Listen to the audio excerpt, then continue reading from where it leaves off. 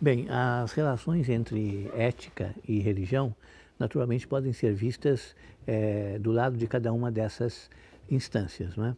Eu vou, então, falar um pouco mais a partir do repertório filosófico, para entender, então, como é que nós podemos estabelecer, né, alguns vínculos entre ética e religião que, no meu entender, são necessários.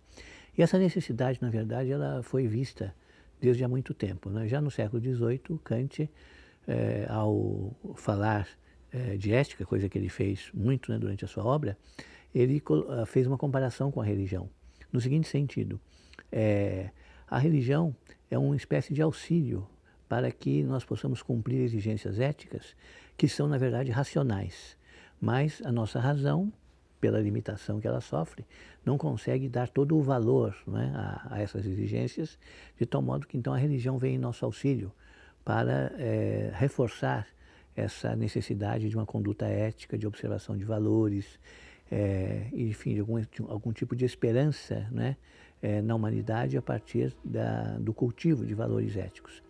A posição dele, então, é bastante complicada, digamos assim. A humanidade está num processo de esclarecimento que é também ético.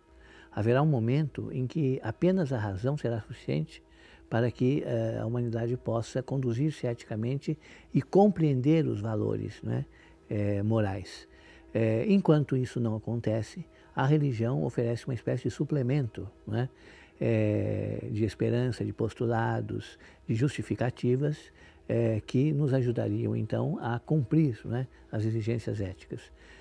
A existência de Deus, a imortalidade da alma, a esperança numa vida futura e outras questões que a fé nos oferece, né, complementam as limitações da razão, no sentido de que nós possamos, então, ver na conduta ética algo de justificado, né?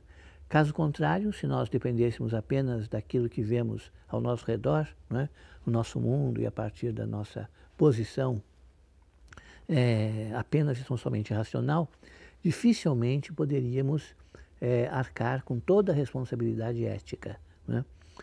Então a religião, através de motivos transcendentes, né, nos ajuda a cultivar esses valores e a esperar que depois eles possam frutificar, né, numa vida futura. Como se pode ver, essa posição, ela tem talvez um inconveniente, né, de subordinar a religião à ética.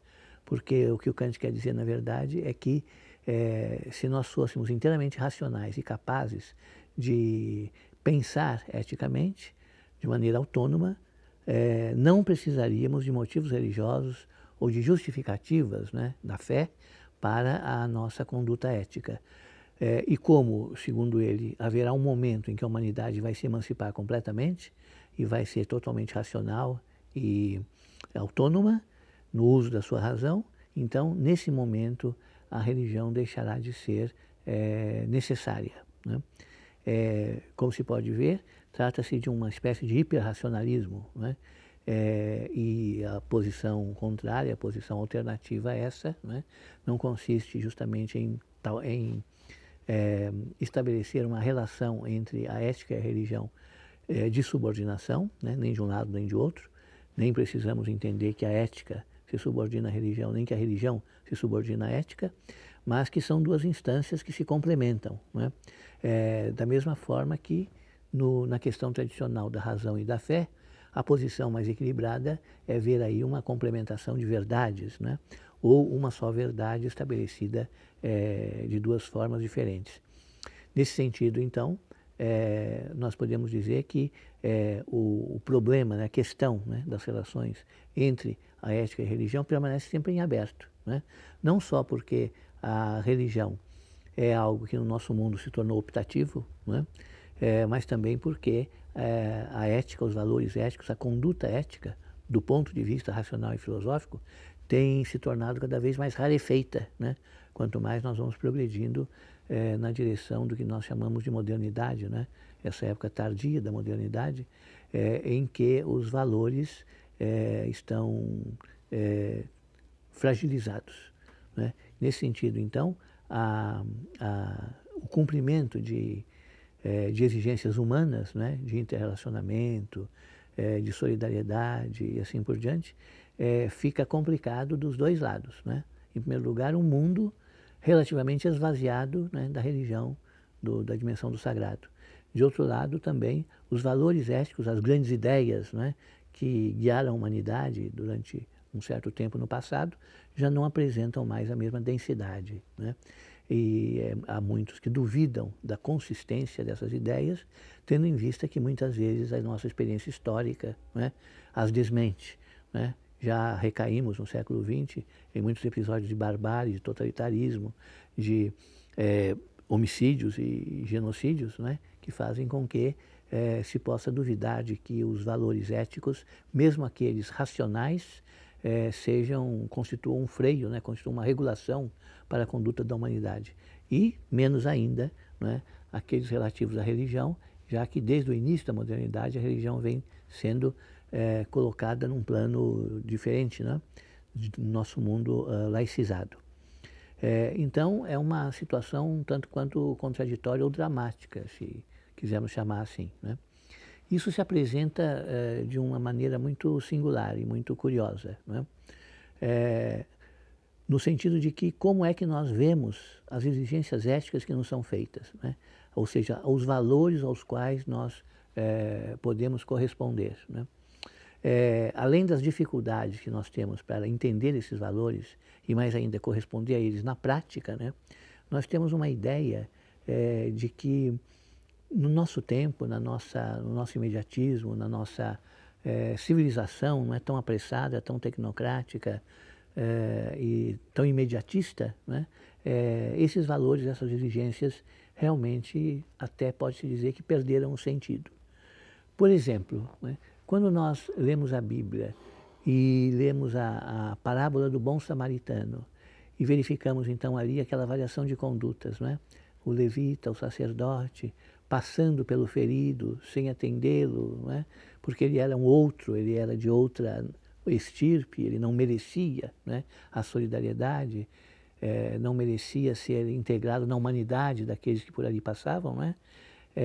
E depois veio então o samaritano, justamente aquele que era marginalizado, o atendeu de maneira muito natural e espontânea, correspondendo então às exigências de humanidade e de solidariedade.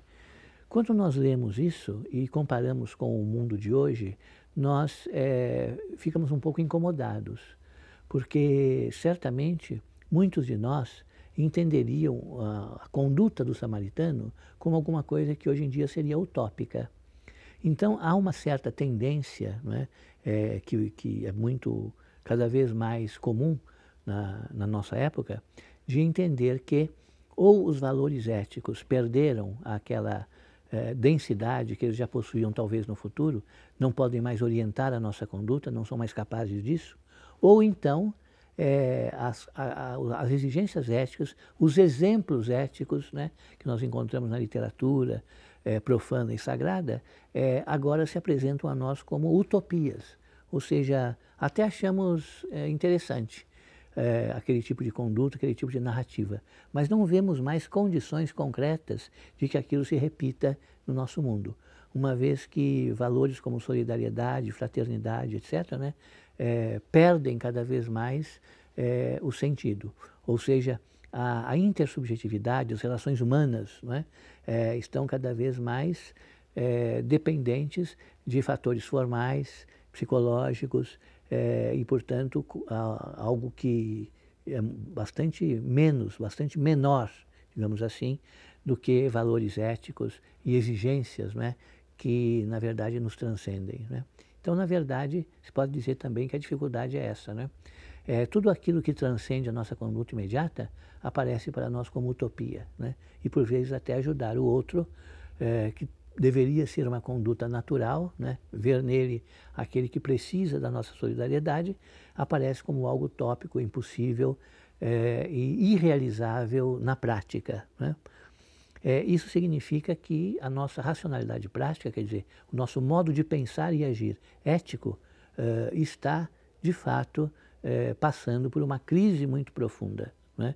E nós não temos ainda condições, né, de prever ou de descortinar o que no futuro acontecerá a respeito disso, né? As relações interhumanas cada vez mais reificadas, cada vez mais imediatistas e utilitárias, né? Certamente apresentam cada vez menos lugar, né, para valores que transcendam o nosso imediatismo. E a ética é algo que nos transcende. A ética é algo que nós devemos caminhar em direção a ela, sempre, né? E, portanto, nunca é algo que possa nos satisfazer, né?